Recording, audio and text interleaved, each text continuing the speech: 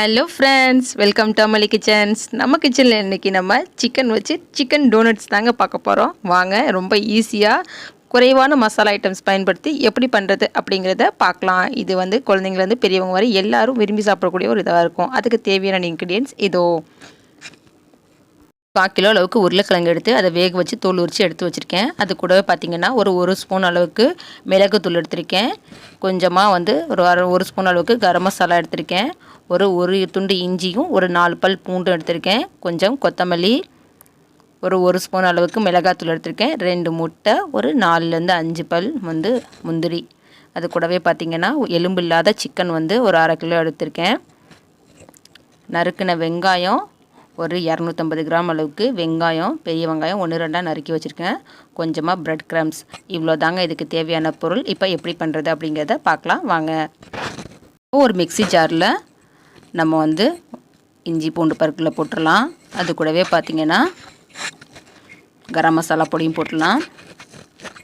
இப்போ பெப்பர் பொடியும் போட்டு அது கூடவே காரத்துக்கு எடுத்து வச்சுருக்க மிளகாத்தூளையும் ஆட் பண்ணிடலாம். அது கூடவே நம்ம வந்து முந்திரி எடுத்து வச்சுருக்கிற 5 துண்டு முந்திரியும் போட்டுடலாம்.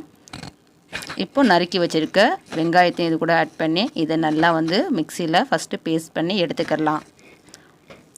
இப்போது நம்மளோட பேஸ்ட் வந்து ரெடி ஆயிடுச்சு.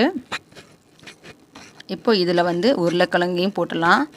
அது கூடவே பார்த்திங்கன்னா சிக்கனையும் ஆட் பண்ணி இதையும் நல்லா ஃபைன் பேஸ்ட்டாக அரைச்சி எடுத்துக்கலாம். இந்த மாதிரி பார்த்திங்கன்னா நம்ம அரைச்சி எடுத்துகிட்ட பின்னால் இது கூட வந்து கொத்தமல்லி தழை சேர்த்துக்கலாம். அது கூடவே பார்த்திங்கன்னா இதுக்கு தேவையான அளவு உப்பு சேர்த்துக்கலாம். நம்ம அரைக்க போகும்போது இதில் வந்து கொஞ்சம் கூட தண்ணி சேர்க்காம தான் நம்ம அரைக்கணும்.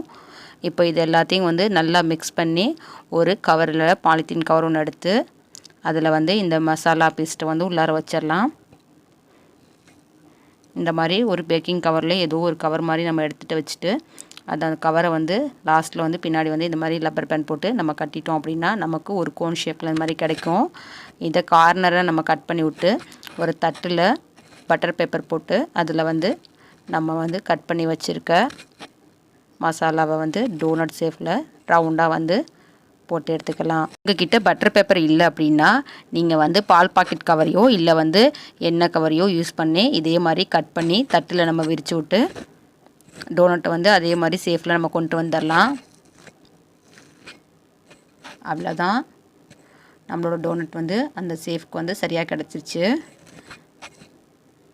இதே மாதிரியே இருக்க எல்லாத்தையும் வந்து ஒன்றா நம்ம வந்து அடுத்தடுத்த தட்டில் வந்து போட்டு எடுத்து ரெடி பண்ணி வச்சுக்கலாம். அவ்வளோதான் ஃப்ரெண்ட்ஸ், நம்மளோட டோனட்டோட பேஸ் ரெடி ஆயிடுச்சு. இப்போது இதை ஒரு ஃப்ரீசரில் ஒரு 2 or 3 hours வந்து நம்ம வந்து ஃப்ரீஸ் பண்ணி எடுத்துக்கலாம். இப்போ நான் ஃப்ரீஸ் பண்ணி எடுத்துட்டேன்.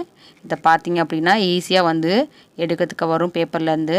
இப்போது இதை வந்து முட்டையில் வந்து டிப் பண்ணி அது கூடவே பார்த்திங்கன்னா பிரெட் க்ரம்ஸ்லேயும் போட்டு அதுலேயும் 2 கோட்டிங் கொடுத்து இதை வந்து எண்ணெயில் போட்டு பொரிச்சு எடுக்க போகிறோம். இதே மாதிரியே எல்லா டோனட்ஸையும் நம்ம முட்டையிலையும் பிரெட் க்ரம்ஸ்லேயும் போட்டு எடுத்துக்கலாம்.